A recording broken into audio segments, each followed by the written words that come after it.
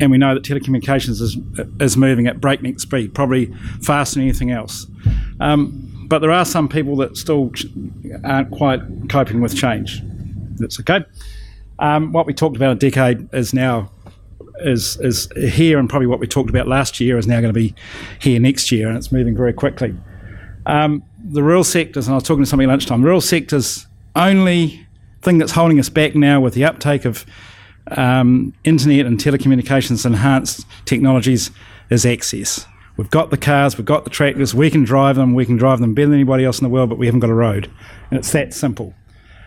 So, our cows will be individually identified and will be drafted by computers and before we know it. But these changes are bringing risks and they're bringing opportunities, and particularly during adverse events. So what's changing? Proportion of New Zealanders living in rural areas is falling. The population density in those areas are generally falling. Now, these figures are really old because it was the last time Stats did a full analysis of rural and urban. It's probably more like 11 or 12% live in rural areas now. This is the really important bit, and I have lost my numbers. Why has that happened? So for some reason it's fallen off. The high rurally remote area is 2% of New Zealand. So when somebody talks about getting 80% of New Zealand covered by fast broadband, that leaves out most of our farmers and most of our sheep beef farmers and a hell of a lot of rural New Zealand. So I go back, let's not forget that actually, as I say, unfortunately those figures have fallen off. The 2% is rural remote and another 5% is rural areas with urban influence. So pretty small areas of population. So we like to talk about getting 100%. So modern technologies coming into the rural areas, extending into rural areas, that's got creating some problems for us because that's squeezing out alternatives. So satellite, that was probably kind of an alternative, is going to become more and more marginalised in this area whether that become economically viable. The small wireless providers, we're going to make sure that they don't get crowded out because they don't become economic, but the people that they were serving no longer get a service. So again, those 2% of New Zealanders are very important to us. And all these technologies are becoming much more end-user dependent on electricity. So before, and I'll tell you later, the old phone didn't need any electricity at the farm, it relied right back in the exchange. Now, everything we use has to be powered right at the end user, and as Chorus moves to a different form of the voice over network, the power's going to be even more critical right at the end. And we're becoming more dependent on them. So what's the same?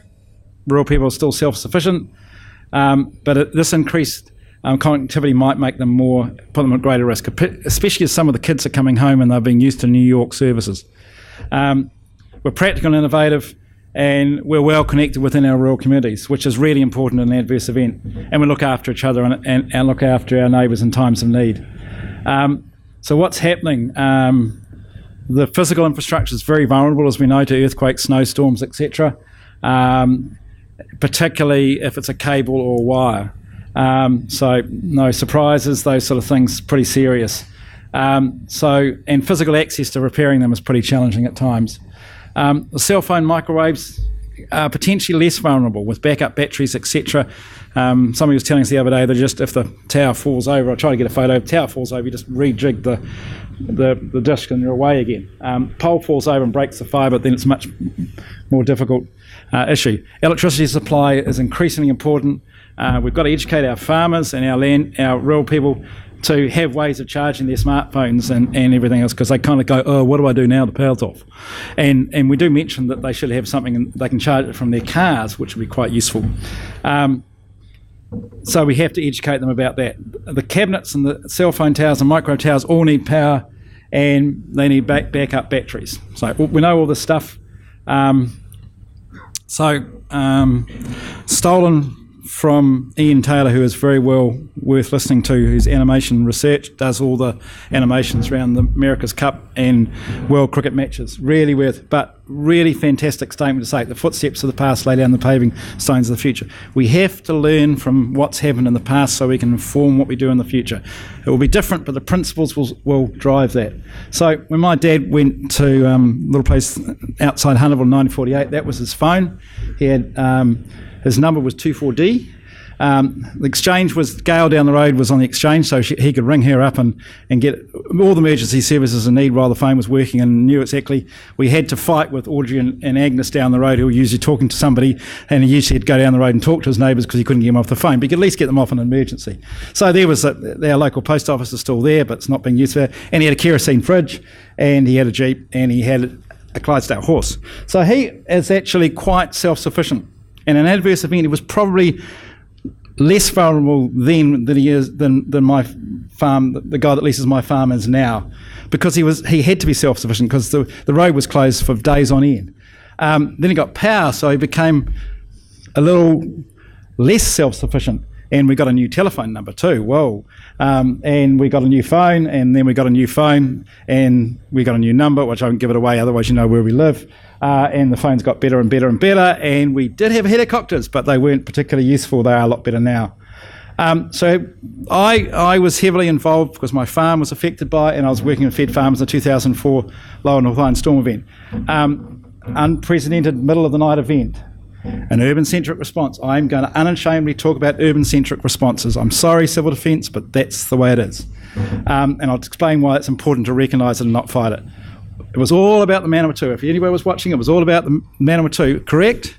Down the back there, it was all about the Manawatu. Sorry, the Rangitikei and the Wangahood wasn't even known, and the main roads. And nobody went looking in the rural areas. That's fact. It was a miracle nobody died.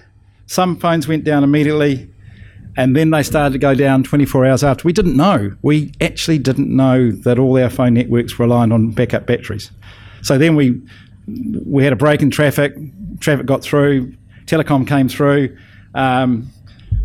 People. Sorry, and I'll leave that for a moment. What happened was that Telecom would come, open up the cabinet and say, let's just leave it open. The alarm will go in Hamilton, but nobody's going to come and do anything anyway. And the farmers just stick their generators into the cabinet and power them up when they got flat. The trouble with that is occasionally when you give them a start-up, they burn the whole thing out. So people climbed to the tops of hills and they had preponed cell phones. And I'm sorry, the providers at the time said, you've run out of money. How do I top up? I haven't got my credit card with me, or I can't contact you. So we had situations where people's cell phones were running out of time. Everybody thought all the rural people had cell phones. They did. They were used for somebody in town to be contacted to pick up something or to ring home to say they were going to be late. They never worked at home. Okay, so let's go through. Have we learned anything? Significant work was undertaken to put cabinets on the outside of cabinets, plugs on the outside of cabinets to get them so people could charge them up, increased life of backup batteries, investment in farmers. They purchased generators. They're really useful for other things.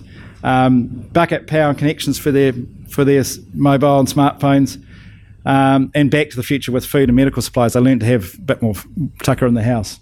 And the barbecue is now an essential tool. But we didn't learn enough. Civil defence is urban-centric. Memories fade, farmers forget. That's a risk we've got. Issues for the new people coming home that don't kind of know how it works. And I'm not sure what's happened to all that work that we did with cabinets. I think it's kind of grind to a halt because we've forgotten about it.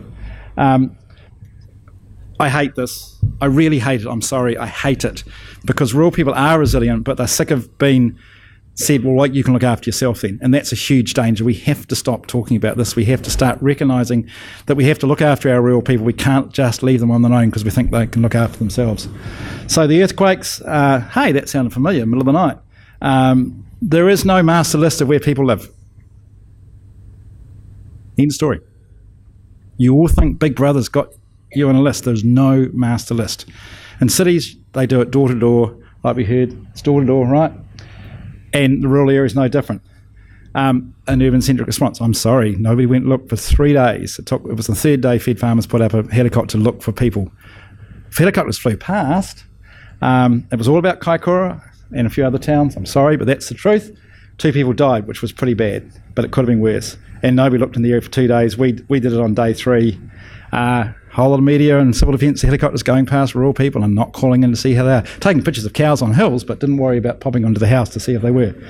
And people did they looked after themselves. They all rang around their neighbours. They found out they were all right. So as soon as we started contacting them, we actually said, yeah, we've talked to Joe Blow. They're all up the road. They're all fine. We're not sure about so far. So then we had the whole community done one call.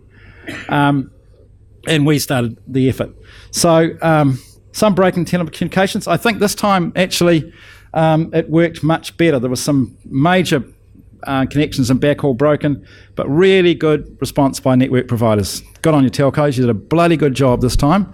And what happened, we know that some things were reasonably easy to fix and others took longer to fix. And there was legislation to allow you to do that in emergency works. I'm out of time, am I? Okay. So can I just put those up there for you to read?